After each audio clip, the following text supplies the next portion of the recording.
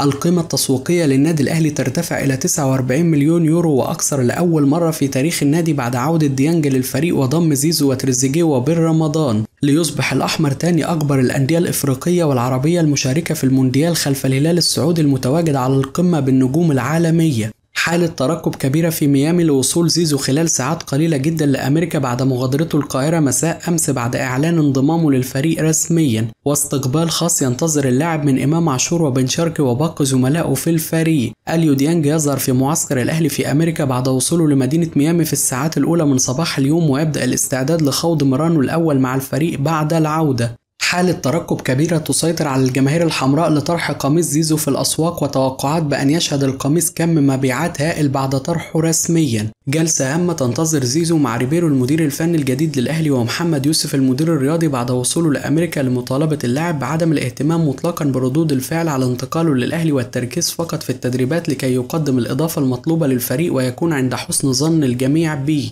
هجوم عارم من جماهير نادي الزمالك على والد زيزو بعد تصريحه المثير للجدل مع مهيب عبد الهادي، والذي أكد فيه أن نجله 50% من قوة نادي الزمالك وتأثير رحيله على الفريق الأبيض سيظهر الفترة القادمة. فيديو تقديم زيزو على الصفحة الرسمية للأهلي على فيسبوك يضرب كل الأرقام القياسية لكل الصفقات التي أعلن عنها النادي الأهلي وكل الأندية في الشرق الأوسط من قبل، ويصل ل 24 مليون مشاهدة في أقل من 24 ساعة، وذلك بعدما توقف فيديو بن شرقي عند 15 مليون مشاهدة، وتوقف فيديو تريزيجيه عند 10 مليون مشاهدة، وفيديو تقديم بن رمضان عند 7.5 مليون مشاهدة. سالم روندون مهاجم باتشوكا المكسيكي الأساسي يغيب عن مواجهة الأهلي الودية غدا بسبب انشغاله بمعسكر منتخب فنزويلا حاليا. إقبال متزايد نسبيا خلال الأيام الأخيرة على شراء تذاكر مباراة الأهلي وإنتر ميامي الأمريكي في افتتاح المونديال بعد تخفيض أسعار التذاكر بنسبة 50% من الاتحاد الدولي.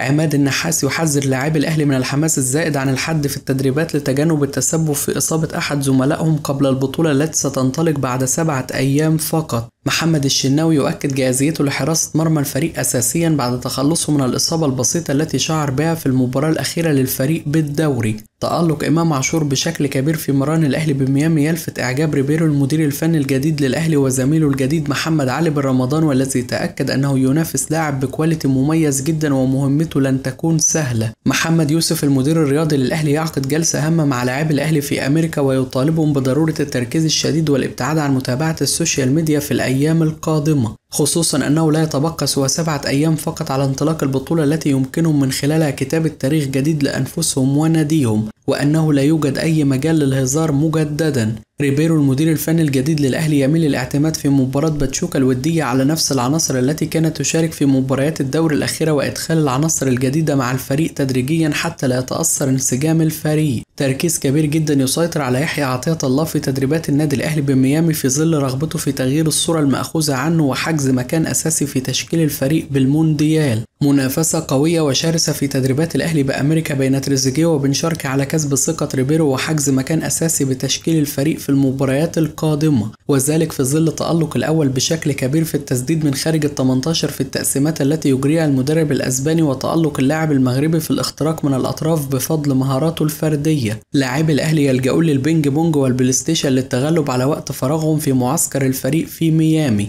بعض صحف البرازيل وصحف أمريكا تتناول أخبار تعاقد الأهلي مع زيزو وتؤكد أن الفريق الأحمر نجح في توجيه ضربة قوية للغريم التقليدي بالتعاقد مع نجمه الأول قبل كأس العالم للأندية. تحقيق الأهلي أرباح خيالية من فيديو تقديم زيزو سواء عن طريق السوشيال ميديا أو عن طريق الرعاة خلاله يرد بكل قوة على مجموعة الهجاصين الذين يتساءلون عن مصدر أموال الأهلي من حين لآخر، والذي يثبت يوما بعد آخر أنه منظومة ناجحة بكل المقاييس ويستغل اسمه وحجم جماهيره أفضل استغلال. شركة الأهلي لكرة القدم تعد جماهير الأهلي بطفرة حقيقية على المستوى التسويقي والإعلاني والتجاري والمالي في النادي الفترة القادمة، والذي بدوره سيأخذ الفريق إلى مكانة أخرى تماما، وذلك بعدما حققت الشركة أكثر من 50 مليون جنيه أرباح من الظهور التلفزيوني للاعبي الفريق وظهورهم ببعض الإعلانات، و75 مليون جنيه من بيع حقوق معسكر أمريكا ومباراة باتشوكا الودية لقناة أون والشركة المتحدة. شبكة بالسوق العالمية تؤكد في تقرير لها بأن الأهلي العملاق الإفريقي يريد أن يكون عملاق عالمي أيضا خلال منافسات كأس العالم للأندية التي ستنطلق في ميامي خلال الأيام القادمة.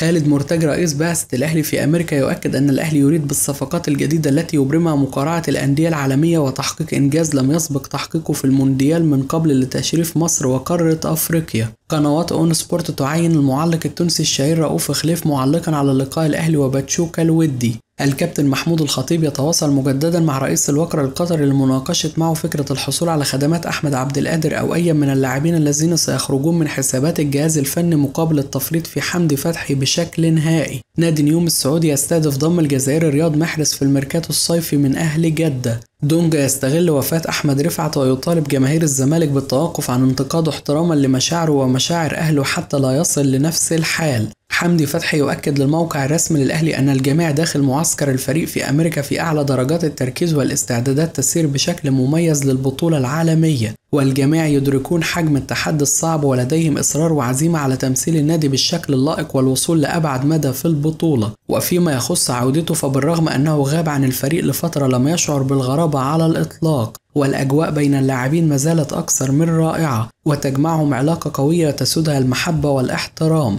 وأنه سعيد للغاية بوجوده وسط هذه المجموعة ويتمنى أن يكون إضافة قوية لهم. زيزو يعري ميدو وحسين لبيب وممدوح حباس ومسؤول نادي الزمالك أمام الجماهير البيضاء بظهور التلفزيون الأخير، ويؤكد أنه لا يوجد أي شيء في نادي الزمالك جيد سوى جماهيره فقط، وأن انتقاله للأهلي جاء بسبب رغبته في كتابة تاريخ وتحقيق بطولات لم يسبق له تحقيقها وليس تحقيق بعض المكاسب المالية، وأنه لا يوجد أنسب من النادي الأهلي لكتابة تاريخ جديد. والاتهامات الباطلة والأهانات التي وجهت له ولوالده على مدار عام كامل من مسؤول الزمالك واللجان الموجهة كانت أهم أسباب رحيله، وهو ما جعله يشعر بعدم تقدير تاريخه الكبير مع النادي. الهجاص الكبير مدحت العدل بعد حوار زيزو على MBC مصر والذي نشر فيه غسيل نادي الزمالك القذر: لا تحاول تجميل الصورة لأنها مشوهة، ونصيحة العب في ناديك الجديد بلا شو إعلامي، فأنت ووالدك لا تجيدون الحوار. محمد الشناوي: جددت عقدي لمدة 2 مع النادي، وإذا تلقيت عرض الفترة القادمة القرار النهائي سيعود لمجلس الإدارة،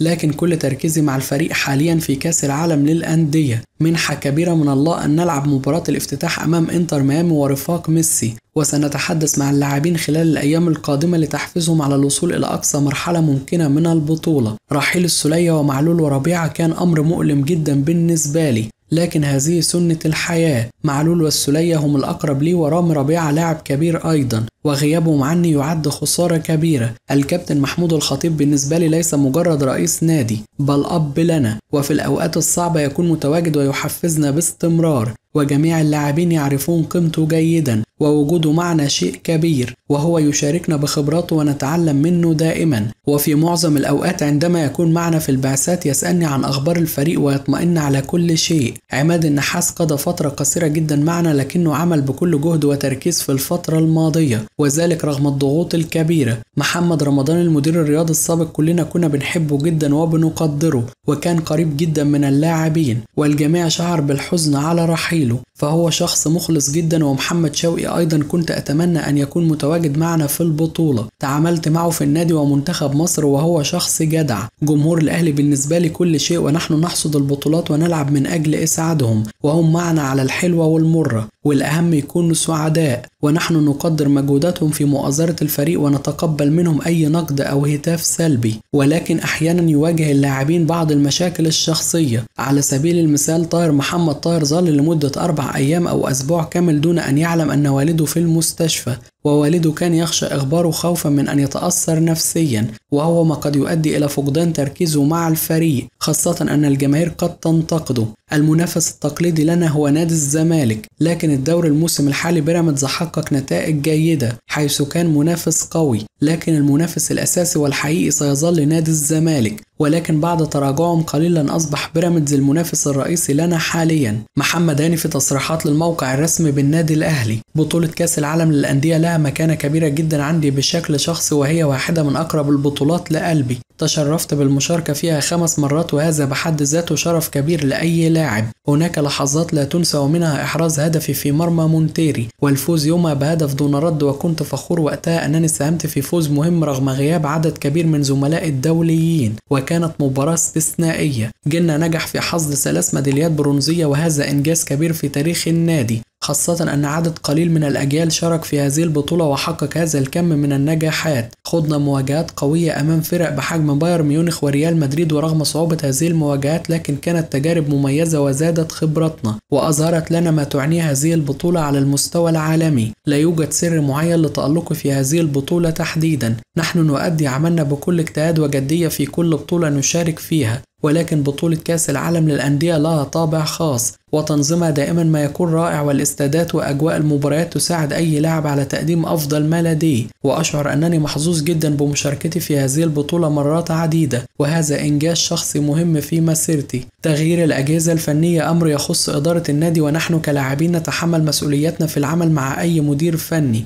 ونسعى دائما للتكيف مع أفكار كل مدرب وطريقته التكتيكية بأقصى سرعة. والمنظومة في الأهلي دائما هدفها النجاح والتفاهم بين اللاعبين والجهاز الفني عنصر أساسي لتحقيق ذلك. أتمنى أن أقدم مستوى ليق بي وباسم النادي الأهلي في البطولة التي ستنطلق خلال الأيام القادمة، وأن أكون عنصر مساهم في تحقيق نتائج إيجابية. كما أتمنى أن أترك بصمة قوية وذكرى طيبة في هذه النسخة، وأن أساهم مع زملائي في مشوار ناجح يليق بجماهيرنا الكبيرة. نحن نتعامل مع البطولة مرحلة بمرحلة ومباراة بمباراة، والنسخة الحالية بالتأكيد أصعب من النسخ السابقة بسبب زيادة عدد الفرق وقوة المنافسة، ولكن لدينا طموح كبير في تحقيق إنجاز جديد وسنقاتل بكل ما نملك من أجل ذلك. مباراة إنتر ميامي مباراة كبيرة بكل تأكيد، سنواجه فريق يضم لاعبين من الطراز العالمي على رأسهم ميسي، لكننا أيضا سبق أن لعبنا أمام فرق كبيرة تضم نجوم عالميين وقدمنا مستويات قوية أمامهم، وهذا الجيل يملك الثقة والطموح ويثق في قدرته على صناعة الحدث، ونؤمن بأننا قادرين على تحقيق نتيجة إيجابية.